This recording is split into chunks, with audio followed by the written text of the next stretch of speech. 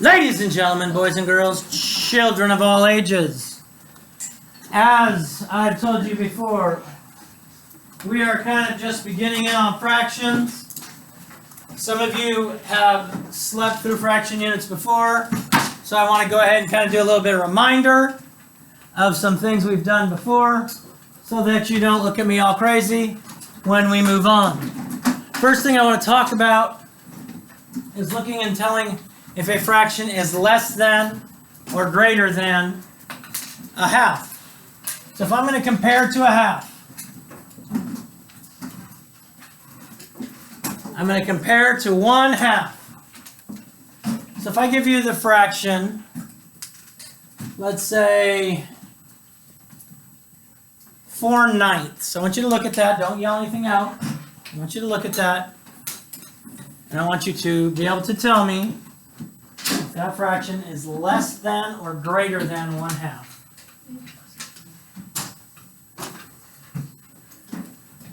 Less than or greater than 1/2. Tiago, what do you think? Less than. Why? Because I know that 4/8 is 1/2 is equal to 1/2, so. Oh, for the love of Pete. So 4/8 is equal to 1/2.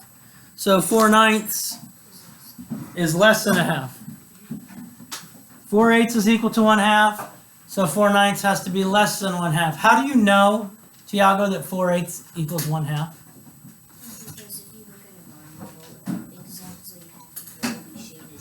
Because if you look at a bar model, exactly half of it will be shaded. Good. So if we look at a bar model, exactly half of it will be shaded in. Very good, very good, very good. Let's put another one up there. Let's put 7/10. Less than or greater than a half.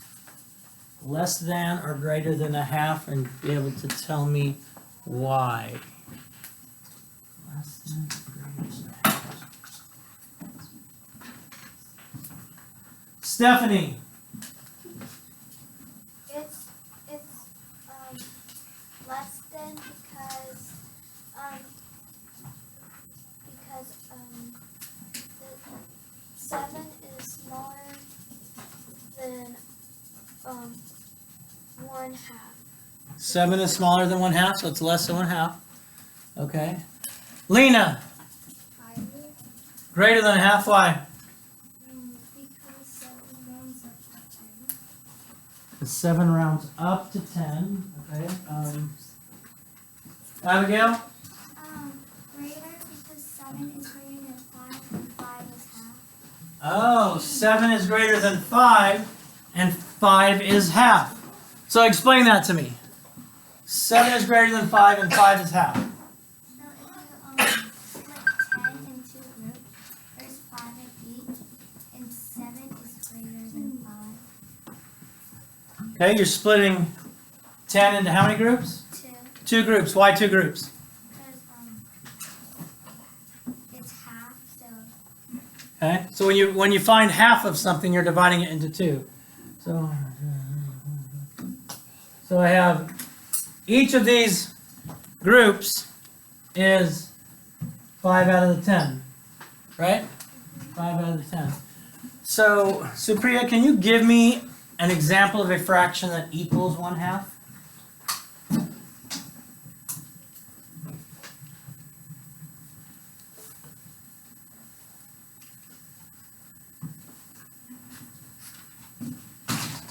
Okay, that's fine. Bryce?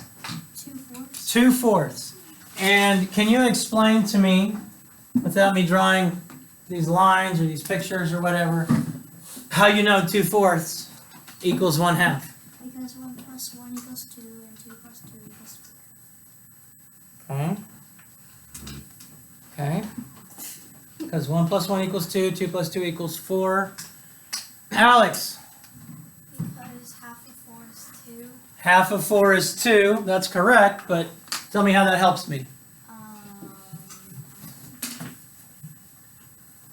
That's the question. Well, half of 6 is 3. So tell me how knowing that half of 4 is 2 helps me. I don't understand. Okay. Okay. B-Back. Yep. How do you know how do you know 2/4 equals 1/2?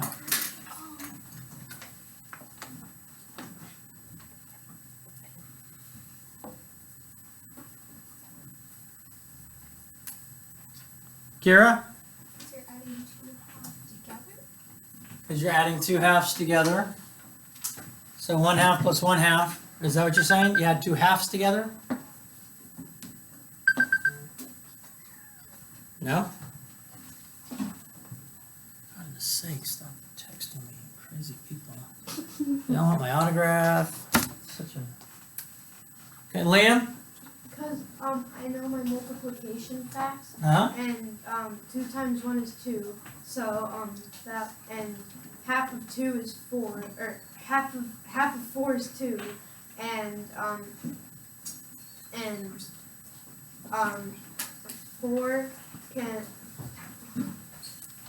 4 can be divided by 2. Okay, 4 can be divided by 2. All right. Reagan? If you were adding, you could just say a half instead of 2/4, because it's still a half. Okay, but how do I know it's a half? Because if you add 2 plus 2 equals 4, and if you add the same amount on a bar model, it would equal a whole. Same amount on a bar model. Okay, so you've used the bar models. I like to hear that. They tell me manipulatives are good and handy. Tiago?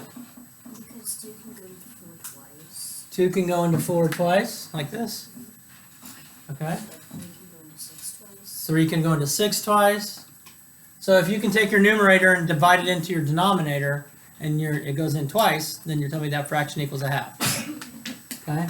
So you can say, if I divide this by 2, I get 2. And if I divide this by 2, I get 1, right? Okay? So as long as we divide both the numerator and denominator by the same thing, and multiply both the numerator and denominator by the same thing, it would equal 1/2. Okay? I got you. Okay. Another way to word it, what I heard in my first class was, if the numerator is half of the denominator, then that fraction equals a half. So if I said, let's take 35 over 70. Okay? 35 over 70. 35 is half of 70. If I put two 35s together, it's going to equal 70. So that fraction equals 1/2. Okay, so that's kind of how I heard it explained in my first class. So the other day, let's see, it was Tuesday. Man, yesterday I thought all day long it was Thursday. Of course, I was sitting home and doing laundry and dishes. Job of a parent. Appreciate your parents, folks. They work hard. So on Tuesday, I gave you this paper. People were swimming in Santa suits for a charity. Personally, I think if you wore a Santa suit and you were in the pool, you would probably sink to the bottom and nobody would ever see you breathing again. That's just my personal opinion. I could be wrong. I could be wrong. Let's ask a few questions about this. Lamina, do you remember, and you may not, that's fine, it was a long time ago. Do you remember how far they had to swim? Total. No. Okay, Kira? 2 laps. They had to swim 2 laps. So they had to swim 2 total laps. Okay? So they had to go there and back, it looks like. That's what it sounds like to me, you know. Who knows? I'm an old man. Maybe 2 laps is different for the youngsters nowadays. And we had Jackson. He swam a half a lap. We had Sophia. And she swam 3/4 of a lap. Is that right? Yes, 3/4. And then Daniel was 3/8. And Alexander, we have no idea how far Alexander swam. Because anybody named Alex probably doesn't give all the information anyway. They just share what they want, and we have to guess whatever it is they want. Okay, so we need to know if I added all 4 of these together, it needs to equal what? 2. So if I took 1/2 plus 3/4 plus 3/8 plus whatever we're missing, it should equal 2 laps. Okay? It should equal 2 laps. But now, Emilio, I'm thinking way back to Tuesday. Way back. Hopefully your memory's better than mine. On Tuesday, what did we say about adding fractions? What do we have to have? Excellent. We have to have a common denominator. Amelia, what are my denominators here that I have? 2, 4, and 8. 2, 4, and 8. Are those the same denominators? No. No. Darn it. So I have to figure out a common denominator. Now, can I just add 1, 3, and 3 together and get 7, and then add 8, 4, and 2 together to get 14, so that my answer is 7/14? No. You can't add fractions if they don't have the same denominator. Now somebody shared with me earlier that, what did we say? We said 1/4, so 2/4 is equal to 1/2, if I remember earlier. Okay? So we could add 1/4 plus 1/4 and get 2/4, and we know 2/4 is a half, and I can compare them using the bar models, as my young friends over here told me, because you've used them in the past, which I think is pretty cool. So there's got to be a way to make these into the same denominator. Let's start with this. If I have the fraction 3/8, and we just spoke a minute ago that you can change the way a fraction's written without changing the value of a fraction. Look, so if we had, let's say, Jake ate half of a pizza, because his pizza was divided like that, and I can do this because my daughter that's in 1st grade was on Prodigy last night, and she was doing these kinds of things. Except they were saying how many pieces it divided into. Well, it's 2. But Jake eats 2 out of the 2 pizzas. Okay? So it's divided into 2. So Jake eats 2 out of those 2 pieces. But Jake, I think I'm hungrier than you. So I'm taking this pizza, and I'm eating 4 out of the 4 pieces. So did I eat more than you, Jake? I did? Okay. So how many pieces did you eat? 2. 2. So if you ate this, and you ate this, how much pizza's left? 4. Say again? 4 slash. No, you're just eating this pizza right here. 0. 0. You ate a whole pizza, right? So Jake ate 1 pizza. Andrea, I, on the other hand, because I'm hungrier than Jake, my pizza was cut into 4 pieces. And I ate 4 pieces. So I must have eaten more than Jake, right? No, what do you mean? Because Let me know, what do you mean? Because it cut up into smaller pieces. Okay. And so you cut it into smaller pieces. What does that mean? They get smaller and smaller. Okay. So the denominators, you're cutting it, the bigger the denominator, the fewer the pieces there are. All right, Maddie? It's the same exact size, but you just cut it smaller. Okay. So if I ate all 4 pieces, then I ate 1 pizza, right? Yes. It doesn't matter. It doesn't matter if Jake and I have the same size pizza and he eats 2 out of the 2 pieces, or I cut mine into 4 and I eat 4 out of the 4 pieces. You can't just run around going, Jake, I ate more than you because I ate 4 out of the 4 pieces. I ate 4 pieces of pizza and you only ate 2, so I ate more than you. That's not accurate. Same thing. If Jake only ate that much of the pizza, how much pizza did Jake eat? 1 out of how many pieces? 2. 1 out of 2 pieces. And if I only ate that much of the pizza, how many pieces did I eat? 2 out of the 4 pieces of pizza. Okay, so there's different ways to write. This is what I have here. I'm telling you that 2/4 equals 1/2. Man. Shania is like, well, yeah, I can see with pictures, but I'm not always going to have pictures, Mr. McMurdo. Can you help me, please? Is there a mathematical way, if I don't have pictures, in order to change this? I'm going to tell you this, Shania. Is there a number that will divide evenly into 2 and into 4? Goes in evenly, there's nothing left over, no remainder. Can you think of one? Good. 2. If I divide both my numerator and denominator by 2, I get 2 divided by 2 is what, Shania? And 4 divided by 2 is? 2. Good. 2.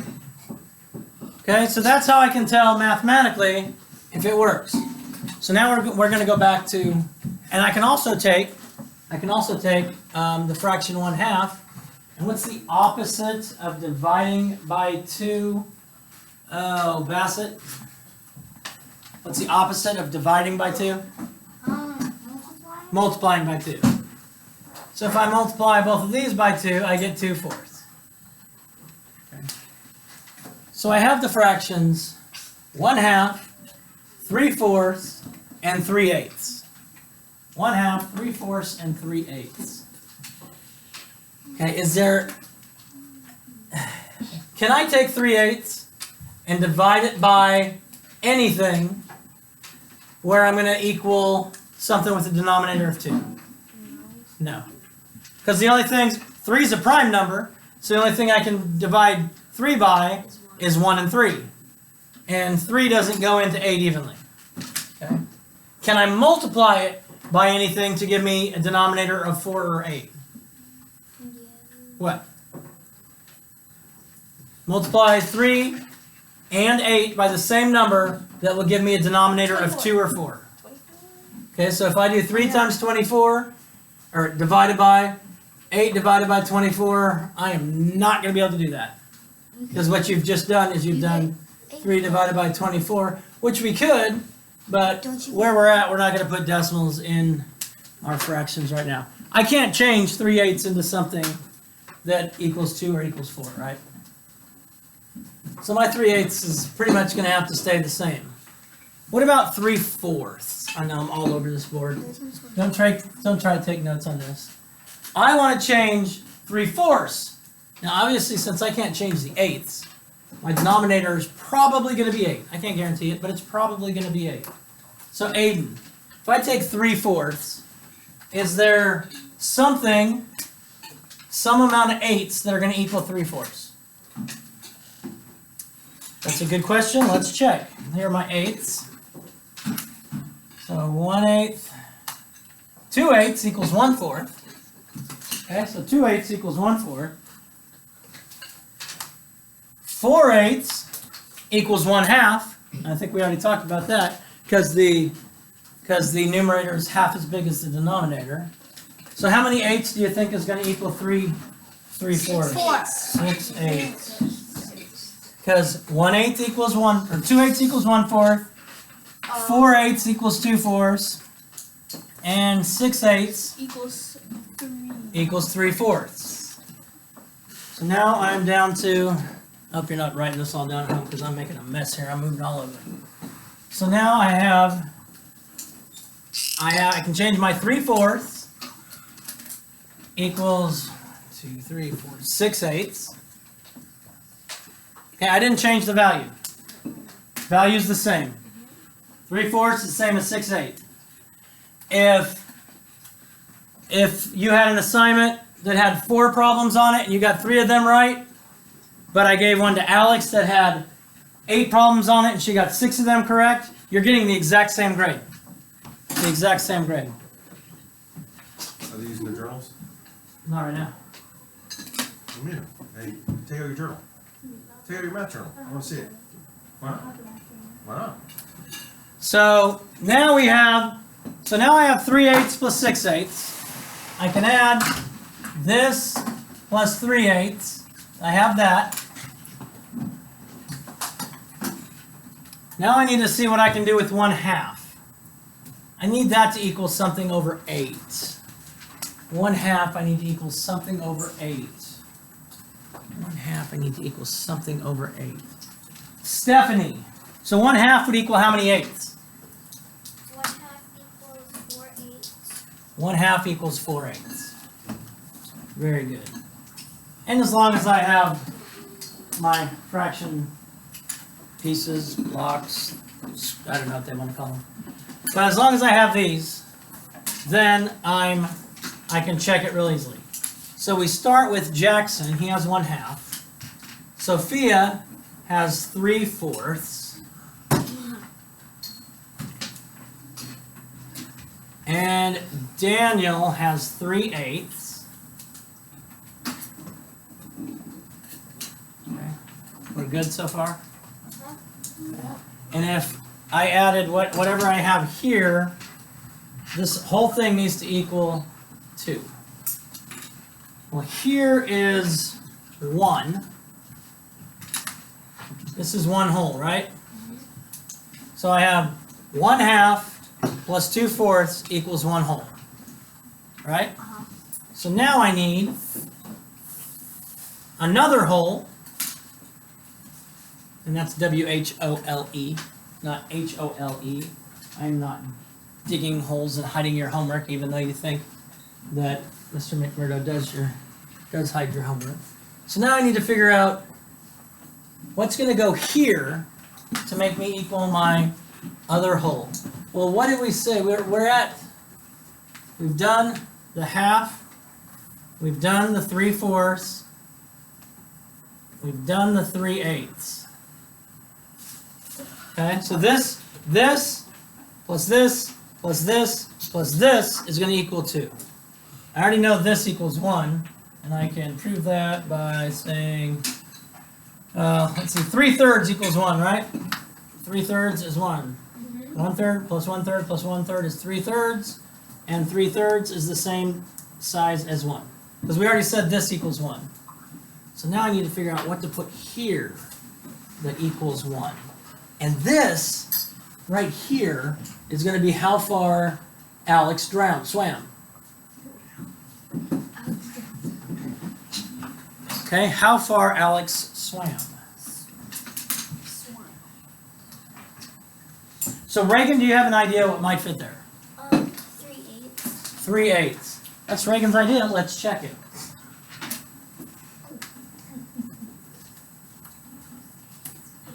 And 3/8 fits perfectly. So Alexander actually swam 3/8 of a lap. Probably because that Santa suit was so heavy and it sank him to the ground. So that's one of the questions it asked. It asked, how many laps did Alexander swim? Well, we've answered that question. The other question it asks is, how many laps did the first 3 members of the team swim combined? Well, we know the first 3 swam 1/2 plus 3/4 plus 3/8. 1/2 plus 3/4 plus 3/8. We've already kind of talked about this. Julio. If I were to add, can I add 1/2 plus 1/4 plus 3/4 plus 3/8 together the way they're written? Good, I can't because they don't have the same denominator. And we decided when we were doing our stuff here that 8 was going to be our denominator. So, how many eighths are there in 1/2? How many eighths are there in 1/2? 4/8. Good. So we have 4/8. We have 4/8. And plus How many eighths are there in 3/4? Aiden, you have any idea? How many eighths in 3/4? 6. 6. So this equals 6/8. And then we had 3/8 from Daniel already. So we'll do 3/8 is 3/8. So we have 4/8 plus 6/8 plus 3/8. Now I can add them all because they all have the same denominator. Whew, I'm in good shape now. I'm in good shape now. So we have 4/8 plus 6/8 plus 3/8 equals what? Bryce. But here's one thing. You also said you can take the fraction and put it like 4.8, 6.8. No, you can't change a fraction to a decimal like that. There's a way to change a fraction to a decimal. Because let me come back to that, okay? Don't let me forget that. Let me come back to that. Because this is what I saw a lot of people doing, so that's a good point out. So Alex, Yes. if I added 4/8 plus 6/8 plus 3/8, what do I get? 1 whole and 5/8. So you get 13/8, right? Or, as she said, 1 whole and 5/8. How do you know a fraction equals 2? Yeah. Do what? You add the fractions. Okay. So does 13/8 equal 2? No. No. Reagan? You have to add what Alexander swam to make 2 wholes. Okay.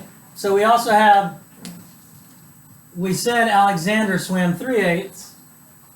So then we end up with a total of 16/8. So how do I know that equals 2? How do I know that equals 2? Because if you divide 16 by 2, it equals 8. And 8 is a whole. Is 1 whole. Makes 2. Okay. You divide 16 by 2, it equals 8. Okay. Shania, how do I know that 16/8 equals 2?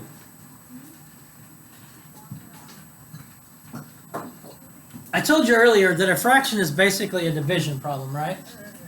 That's all it is. A fraction is a division problem. 1/2 is 1 divided by 2. 4/8 is 4 divided by 2. 16/8 is 16 divided by 2. And what is 16 divided by 2? 16 divided by 2. 8. I don't know. I'm sorry, I didn't mean to. Yeah, it's my fault. It's not, it's 16 divided by 8. That's the fraction. Please ignore where I messed up there. And then I looked at them crazy because I didn't know what they were talking about because I knew the answer should be 2, but I wrote it wrong. Teachers, they're the worst. Okay, so this fraction is saying 16 divided by 8. It's 2. And that equals 2. If I did 24 eighths. 24 divided by 8, that's going to be 3. A fraction is a division problem. Now, don't go to 6th grade without knowing that a fraction is a division problem. Now, Bryce, you said something interesting here. So, help me out. Kind of explain again what you were telling me. What I was explaining was that you could, well, you know that you can't put a decimal into, or another fraction into a decimal, Okay. because you can't change a fraction. Okay. So if I look at your paper and I say you got 7 of the 8 problems correct, am I able to figure out a percent for that? Can I put something in the grade book for that? I mean, otherwise I got to give you 100 problems on every assignment I give you, and then each one will be worth 1%. I can hardly get some of y'all to turn in when I give you 8 problems. So, goodness sake, give me 100 problems, I'd never see it again. I'd have to make it do the last day of school. Cray cray. But I got to put, in my grade book, I got to put a percent in the grade book. It doesn't allow me to put 7/8. You got 7/8 of the problem right. So, Bryce, you can change 7/8 into a decimal. And then from a decimal, it's easy to change it into a fraction. And I said this, a fraction problem is basically what? Division. Division. So what is this problem? Read to me. 7 divided by 7 divided by 8. 8. Which is We have talked about dividing, and right now people are looking at me and they're like, well, I can't do it. I mean, what? How in the world can this possibly be done? Don't cry about it. I know what you're saying. But I can do this. I mean, I have to be able to do this to figure out a grade. Tell me if these two things are the same, Shania. $5 and $5.00. That's the same amount of money? Yeah, it's the same amount of money. So if I have 7 holes. If I'm doing this division, I have 7 holes. Now I'm going to take this and I'm going to have 7 holes and 0/10. Wow. Is that different? That's not a different value. That's like saying I have $7 and 0 dimes. I still have 7. Well, what if I say I have $7, 0 dimes, and 0 pennies? It's still $7. It's still $7. What if I say I have 7 ones, 0/10, 0 hundredths, and 0 thousandths? It's still $7. It's still 7. Does not change the value. I can add 6,289 zeros to the back of this if I want. I probably won't because I'll lose what the place value is called, and then people will look at me like I'm cray-cray. Don't look at me like I'm cray-cray. It makes me sad. I don't want to be cray-cray. So now to answer your question, Bryce, you're going to help me out. I wish I hadn't asked the question because then he asks me to help him. I hate helping. All right, so Bryce, does 8 go into 7? No. So I'm going to have 0 in my ones place. Bryce, does 8 go into 70? 8 times. 8 times. Remember, I want to get a multiple of 8 that is as close to 70 as I can without going over. And so, Bryce, what's 8 times 8? 8 times 8.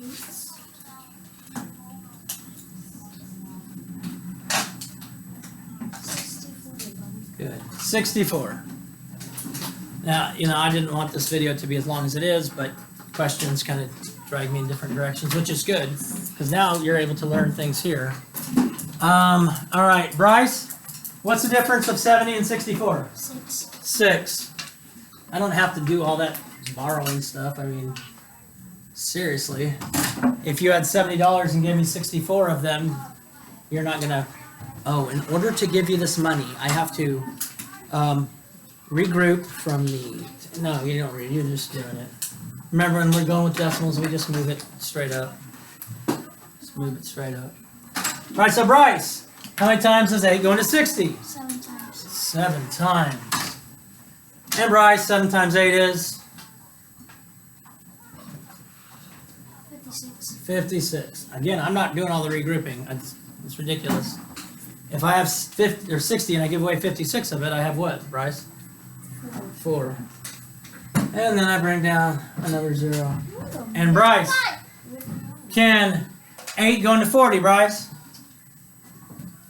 Yes. How many 5 times? times. 5 times. Good. And that equals 40. And I get a 0. If I didn't get a 0, I could just keep adding more zeros here. So the grade is 875? That's a good question. Alex says, well, so the grade is 875? Well, we have 875 thousandths. Now, technically, if you want to change a decimal into a percent, I would multiply this by 100. But we've already talked, and you've already forgotten, that when you multiply something by 10, you move the decimal point to the right how many times? Once. But if you multiply by 100, you move the decimal point to the right how many times? Twice. So as a percent, this would be 87 5/10%. Now I'm not putting in 87 5/10%. Who wants? I mean, I can barely put in 2 numbers at a time, let alone having to put 3 numbers and a decimal point in there. So what I would normally do is I'd round to the nearest percent. So 87 and 0.5% in the grade book would be what? 88. That's why just because you miss a problem on an assignment doesn't mean that problem's worth 10 points. So, oh, I only missed one, so I got a 90. Yeah, but each one of these is worth more points because there are fewer of them. Just like if I'm cutting my pizza into smaller pieces, it's fewer calories per piece. Boom! That doesn't help though, Jake, if I eat all of the pieces and you eat all the pieces. And by the way, Jake, you got like pepperoni on your cheek right there. So he doesn't really, because I just made up the eating pieces of pizzas. So it's great. However, I did get him to check. He was like, because he thought we talked about pizza so much he's not hungry anymore. Boom, shakalaka, peace out, God bless, love you, do something kind today, save the bees, and subscribe.